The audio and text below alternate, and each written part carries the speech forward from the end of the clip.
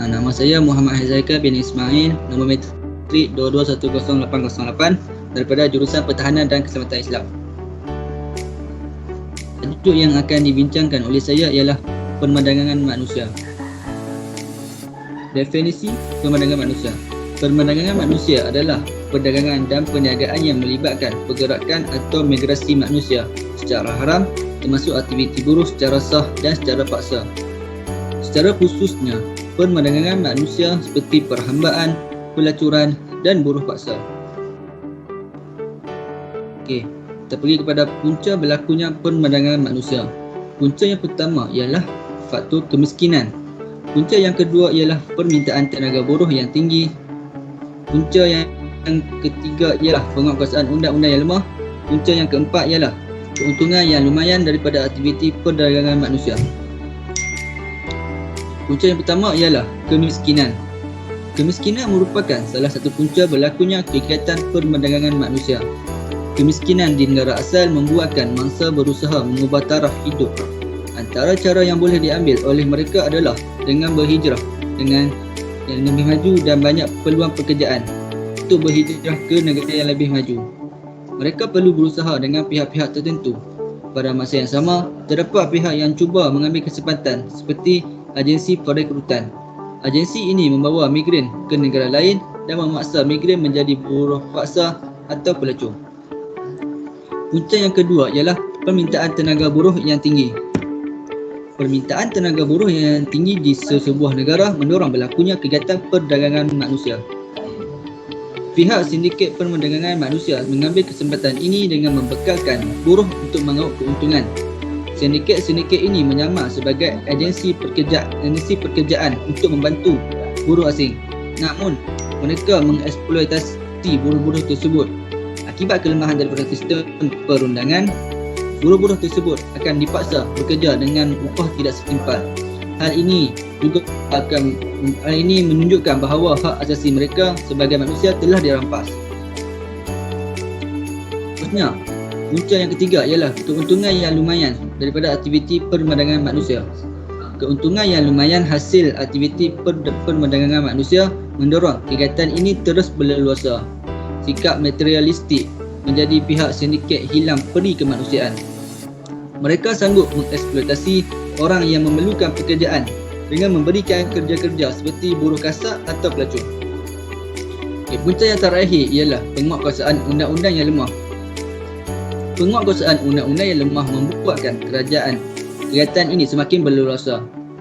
Hukuman berat sepatutnya dikenakan kepada sesiapa sahaja yang menjadi dalang kepada kegiatan ini. Selain itu, hukuman yang berat sepatutnya dikenakan kepada pihak yang mengambil pekerja daripada sindiket perdagangan orang ini.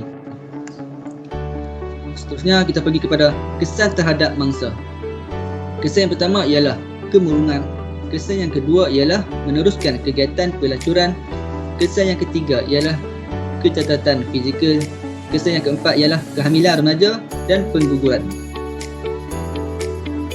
Kesan yang pertama ialah kemurungan.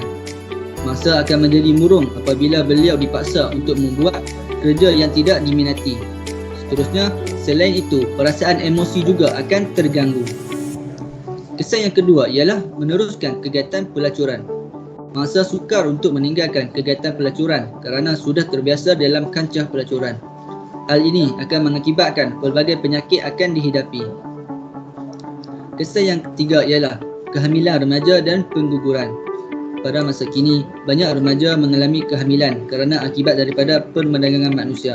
Di samping itu, pengguguran bayi juga semakin meningkat akibat daripada perasaan takut dan malu daripada pihak mangsa. Kesan yang terakhir ialah kecacatan fizikal. Mangsa seringkali didera tanpa mengira perasaan belas kasihan. Selain itu, anggota tubuh badan mangsa juga akan mengalami kecacatan seperti di muka, tangan dan sebagainya.